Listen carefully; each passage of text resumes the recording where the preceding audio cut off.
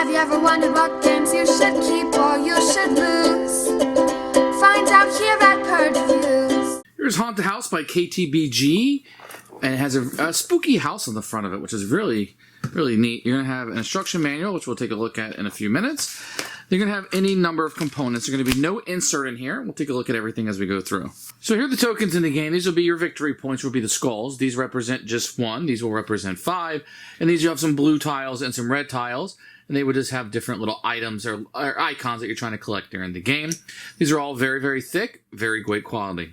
So each player will get their own little miniature here. Each one is a little bit different. There's not a lot of use for this in the game, to be honest, but here they sit anyway. They all have a little bit of silk screening on. Everybody will get their own set of cards, and these will have just different icons that you'll be using in the game. Very good quality.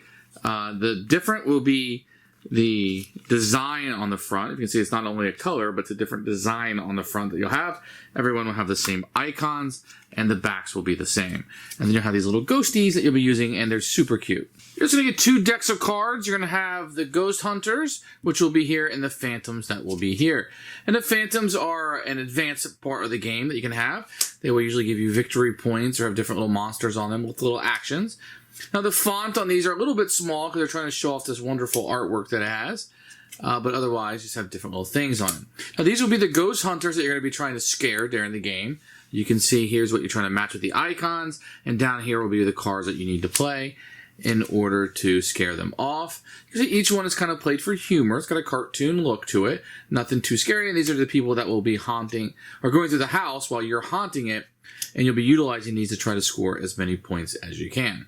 So these are the 9 locations you'll have during the game. You can have the attic. Each one will have a place for one of the Ghost Hunters to be put on there, like so. And then you'll see this is where you can play the cards. You have some artwork here and the power located for the area. So you're going to have the attic, the laboratory, the trophy room, the dining room, the clock tower, the observatory, the root cellar, the drawing room, and the library. It's also important to notate that if you ever see this signal with this little guy here, it only signifies like a take that or an aggressive one. So you can always just take these out. So in this case, it says pick one, player, peek at their hand, and steal one. So you can just take these out of the game if you don't want that aggressive take that kind of play.